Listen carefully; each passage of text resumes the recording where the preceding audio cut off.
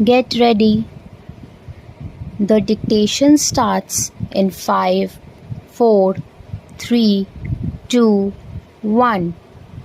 I should like now to make a few observations on the budget. This budget marks a turning point in the history of our country. It is no use attempting, as some of my friends have done, either to depreciate the budget very strongly or to suggest that we are not witnessing a new revolution in our methods of fiscal training and technique.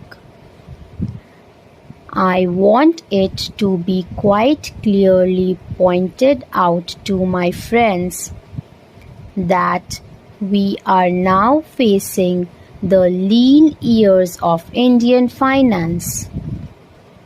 Hitherto, we had revenue surpluses which were a form of public saving and which were meant to be utilized for capital development. Hereafter, this form of revenue surplus would not be available. We have, therefore, to find out ways and means of implementing our great program of national reconstruction at minimum cost.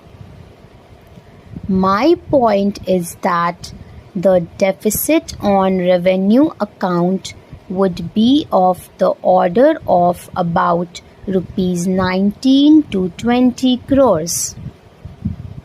Here, let me point out that I do not agree with those of my friends in the finance department who have attempted to suggest that rupees 9 or 18 crores which are obtained from Pakistan should be put to the revenue side of the budget. They are to be put on the capital side. But that does not seriously alter the trend of my argument. What I am suggesting is that we would have to be prepared for a deficit of a much higher order even on the revenue side. That itself should make us realize that there are very many problems which we have to face and that we have to undertake ways and means of increasing the resources of our country so that it might be possible for us to have a greater amount of surplus or a greater amount of public saving for the purpose of financing capital development. The finance minister, in the course of his speech, Mr. Deputy Minister, pointed out that the deficits during the past 2 years were of the order of rupees 83 crores. I venture humbly to disagree with him because I feel that when we are talking of deficits, we must take into account the overall deficit incurred by the central government, and that would be of the order of rupees 200 crores. During the years of relatively light expenditure, we had a shortfall of about rupees 200 crores. Undoubtedly, now when we are going to have a very great amount of expenditure, we might have a greater amount of deficit, and we would have to find out ways and means of trying to meet our capital expenditure. Some members have pointed out that deficit financing is good. Others have pointed out that it is poison. One honorable member who preceded me pointed out that it could be taken like a tonic. Now, I am not willing to enter into the merits of deficit financing or demerits of deficit financing in an academic spirit.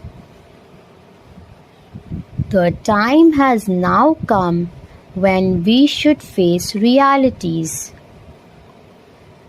I do suggest that we have to indulge in deficit financing because without indulging in deficit financing, it would not be possible for us to indulge in capital expenditure on such a large scale. But when we are talking of the scope of deficit financing, I would like to place before the House and the Finance Minister the two great limitations which face us. The first limitation that faces us is that concerning the internal price level.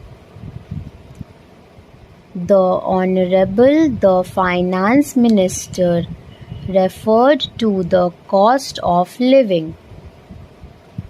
He said that he was going to keep a watch over the cost of living so that it may not shoot up within a short period and make a mess of the plans of capital development.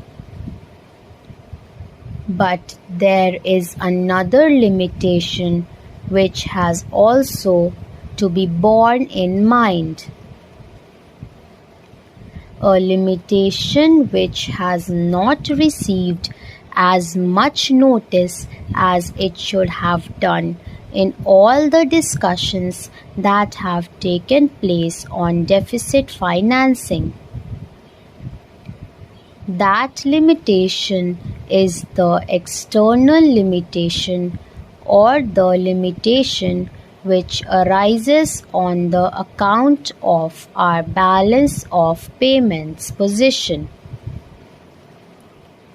I think this is as important, Mr. Deputy Speaker, as the internal price level, and I should like to elaborate that particular point a bit more because I feel that a time will shortly arrive when we might have either to reconsider our policy or might even have to leave the Sterling Club of which we are a member. The second serious limitation is as serious as the first. What would be the consequences of deficit financing on our balance of payments? The Finance Minister in his budget speech points out that so far as the balance of payments position is concerned, they have now, whether it is by accident or design, a favorable balance, and they have contributed about rupees 63 crores to the dollar pool during the past 6 months. But the moment we indulge in deficit financing, we have to be prepared for worsening of our balance of payments.